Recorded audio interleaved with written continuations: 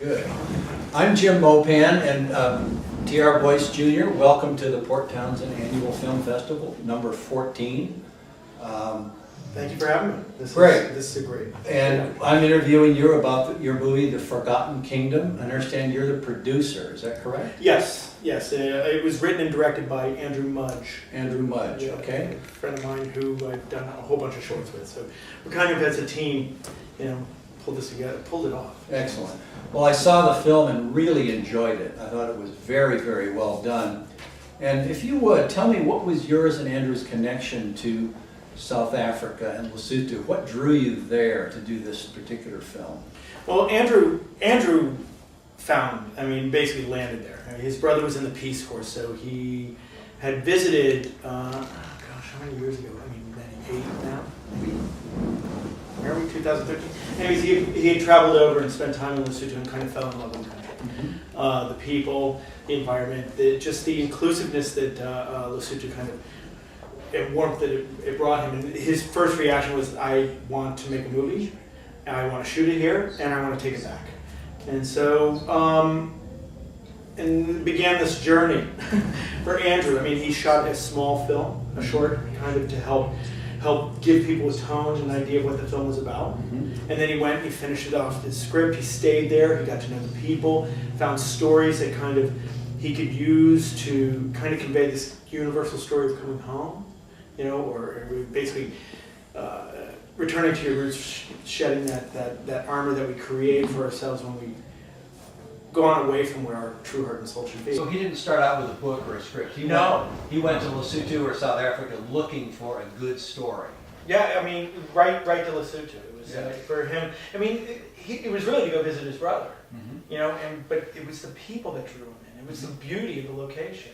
Would you describe for me and for the audience, where is Lesotho? I think very few people have actually heard of it. Yeah, no, Lesotho is it's a landlocked country. It's a small landlocked country inside the borders of South Africa. Mm-hmm. It's about 5 hours south of Johannesburg, almost straight south of Johannesburg, and I think about 8 hours west of Cape Town. Mm-hmm. But it's its own country. It does share the same currency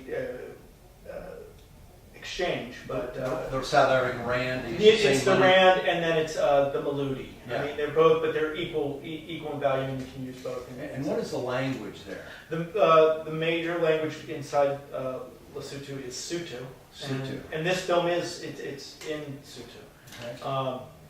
Which was a conscious choice of Andrew, because for him Lesotho was a central character. It's a universal theme. Mm-hmm. The idea of coming home. Mm-hmm. Or going back to where your roots and where your heart and soul is. That we you can shoot that in Japan. We all feel that. We all travel. We all get stuck somewhere and dream of going home, and then do sometimes. But for Andrew, because this country, it just resonated with him. Mm-hmm. It kind of even grew. The inkling, the idea of shooting it was one thing. We're coming up with the story was another, and that really built from talking to people. Yeah. A lot of over the years, Lesotho, a lot of the families in Lesotho had to travel to Johannesburg to work in the mines. Mm-hmm. To make money, and they would send it home, or they would bring their family home, mm-hmm. or bring their family with them. And he wanted to go beyond that moment. Mm-hmm. He thought that it was a much stronger story. The idea of maybe what happens when a parent dies, mm-hmm. And then the child's left behind and has to bring dad home. Mm-hmm.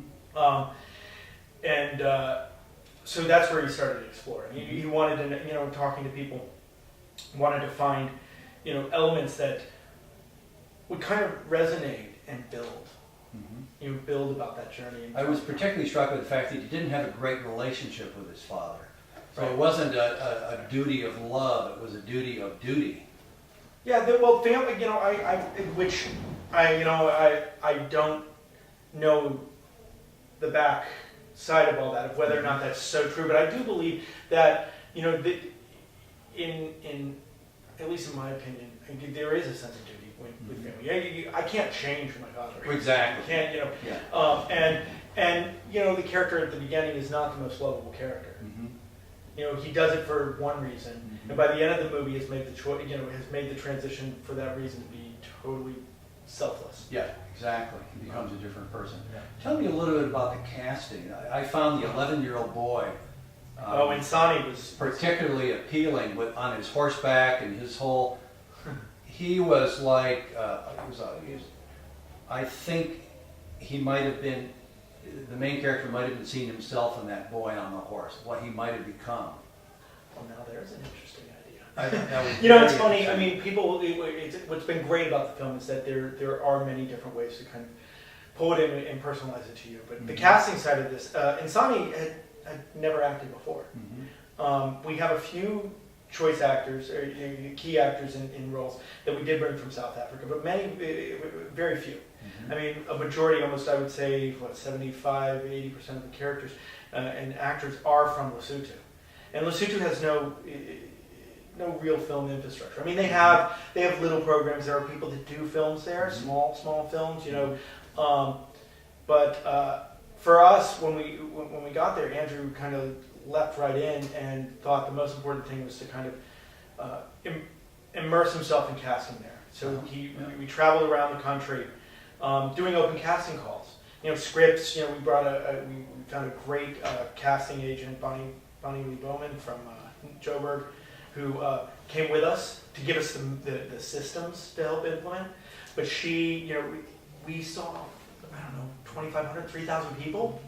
And people were eager to audition. Oh yeah, I mean, Andrew had been on the radio. He had been putting up flyers. He had totally gone around in each of these villages, and it just, in towns, and they just spread like wildfire. We saw, I think the number is about 650 kids. Wow. And 650 kids throughout the whole region. I mean, when I finally got over there, I was waiting for a camera. Yeah. I couldn't fly without our camera because they had just made this camera, the Panasonic AF100, for anyone that wants to go tech.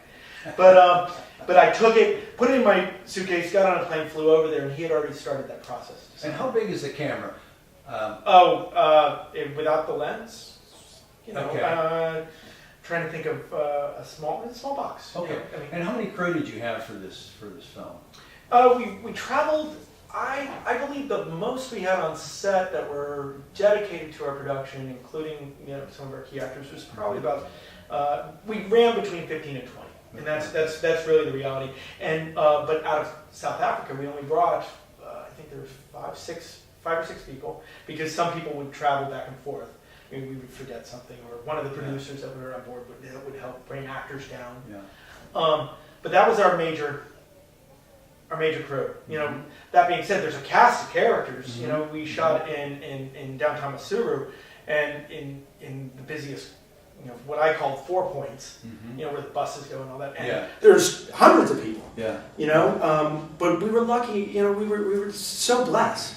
And I'm incredibly grateful to the country of Lesotho, just because everybody seemed excited to be a part of it. Well, seeing the film makes me want to go to Lesotho. Oh, well, good. It really, just the scenery, the hills, the mountains. And you mentioned earlier there's a ski area in Lesotho, which I find interesting. How high in the country is it? What's the I knew you would probably ask this. I don't know the actual elevation. I do know that it does. It has a lot of snow. For some reason, I want to say 13,000 feet, but I may be wrong. It's not as but as you make your way towards Sandy Pass from Masuru, you do pass this little, ski. It's almost like a ski hill.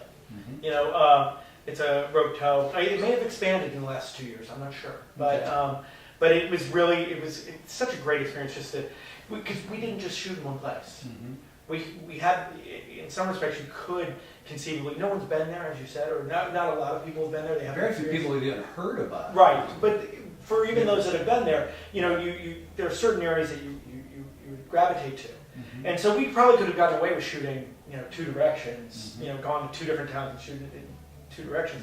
But Andrew wanted authenticity and wanted really this to be a journey, both for the actors, for him, because it's different from one place to another. And so we totally did it. I mean, literally a road show from the highlands all the way to the lowlands. And hopefully, even by exposing this out to the world and getting people to see it, it will become more apparent. People will become aware because it is a hidden gem. It is a beautiful. Well, I found the film to be magical. Thank you. It's just so Thank you so beautiful. much. What are you and Andrew trying to accomplish? I think you just said you're trying to get the word out about Lesotho. Oh yeah, well, I mean, I guess Should people go there and experience it? Oh, I think if you have the means and the ability to go, 100% visit. It's still pristine in its beauty, and its people are so generous and giving. Yeah. I mean, ultimately our goal here is to fulfill Andrew's idea to bring it back. And this December we're supposed to. We're doing kind of like a road show, but we're drive-in movie. We're taking the film with a blow-up screen to all the different villages and townships that we shot in, and then also doing a township tour in South Africa. Excellent. So that's where we're going. We're on the distribution and trying to get it out there for people to see, so that they have the opportunity to say, "That's where I want to go." Excellent. So for people that have not been lucky enough to see the film, do you have a website they can go to? We do. We have it's right now, www.forgottenkingdomthemovie.com.